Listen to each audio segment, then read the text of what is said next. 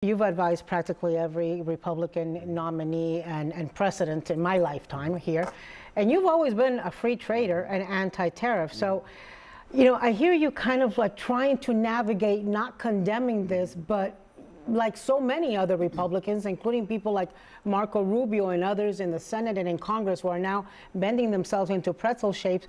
I mean, it's like this sudden change that's a little hard for me to understand. Yeah. I also, look, this week I think has been a disaster, and part of it is because they based, well, the messaging has been bad. Right. It's been all over the place, and there's been a lot of conflict within the administration, but also the policy is bad, and the math they based it on, according to mathematicians who have looked at the formula that they printed out on a big poster and put out, is wrong. They've imposed tariffs on penguins. They haven't imposed tariffs on Russia.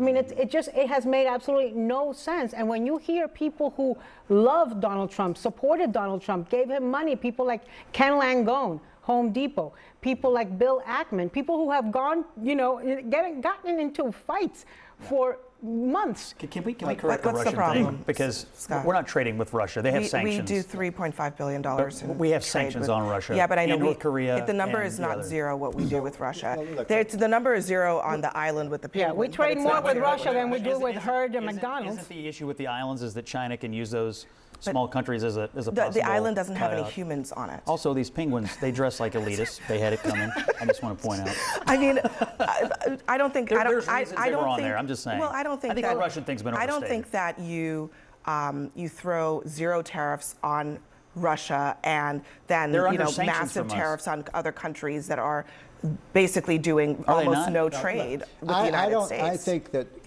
there is something to what you say. I don't think this has been handled that well, and you're right. The markets have reacted pretty ferociously against this. But I will say this. And the math has been erroneous. The mathematical formula. Scott made an important point just a few minutes ago. This is the new Republican Party, whether you like it or not. I mean, Trump won because he won blue-collar union voters, and he and the Republicans view that as the base of the party now. And it's different. It's different than when Reagan won, where it was mostly wealthy people. Now the wealthy people vote Democratic, and middle-class people are generally voting Republican. And so this is a policy position that's actually fairly popular with Americans. You're right. I'm a free trader. Which part, Scott? I'm sorry, Steve. Which part do you think is popular? Because I don't think that's true. Well, let me just say this. Even though Trump knows I'm a free trade guy, and he knows that I oftentimes oppose these policies, he still calls on me. He likes to get different opinions from different people. And in the end of the day, I'm going to predict this has been a rough period, no question. But Trump is a winner. He's a master negotiator. I think at the end of the day, you're going to have these countries calling him up on the phone one by one and making a deal with them. It's going to be good for what's going to happen to the U.S. economy in the meantime, Chairman? Stephen made the point talking about working class voters, and now the Republican Party is more multiracial and working class compared to years before. And when you look at it from the perspective of people in the Rust Belt, what have they seen since the early 90s as a result of free trade? 5 million jobs over 2 decades eliminated. 90 good-paying manufacturing jobs, by the way. 90,000 factories closed. That's an estimate. Then you move forward to the early 2000s, increased imports with China, known as the China shock. You're aware of this, Stephen. You've written about it. That also eliminated 2 million additional jobs. So you're talking about over 2.5 decades, about 7 to 10 million jobs eliminated, good-paying jobs for blue-collar people. They completely feel ignored. They completely feel forgotten.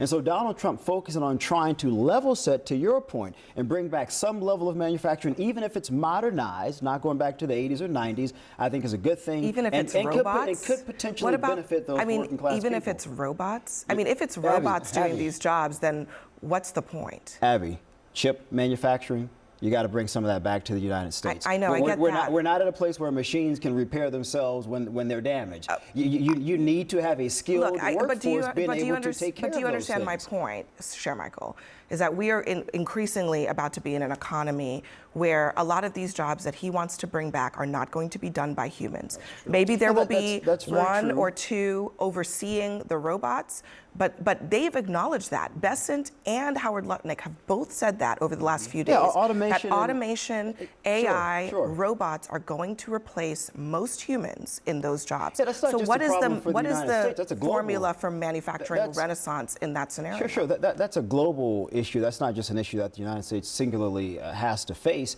And I would say at some point we probably need to start preparing our workforce to be prepared for a modernized world. We haven't done that in 2 or 3 decades. I guess the question is, how does to have some conversations about returning some jobs to people while we still can, I think is a positive I think thing. that's fine. But that obviates, what we're not talking about is the incredible pain that is going to be felt precisely by the blue collar people, right? Who are going to go to the grocery store, because we're focusing on the markets and we're focusing on Stephen Portnoy having lost $20 million and the billions of dollars that Jeff Bezos has lost and Elon Musk and all of that. The thing is, these rich people can say don't panic and don't sell because they've got more millions that they can live off.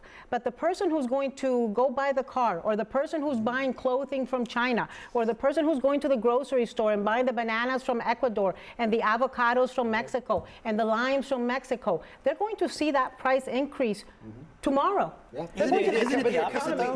Let me just play. Let me just play. Going to recover. Hang on a second. Let me. Do you understand that there are people in this country who second. cannot endure short-term pain? Of course, but you know what? Let me just go through a couple points. In 1987, we talked about the S&P falling 10%. We've only seen this 4 times.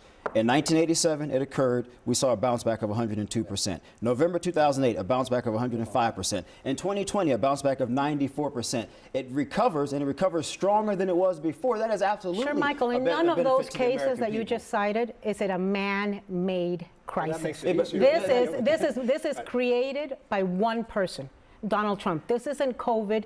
This isn't a financial bubble. This is all manufactured, created, drummed up by this insane man who is our president. And yes,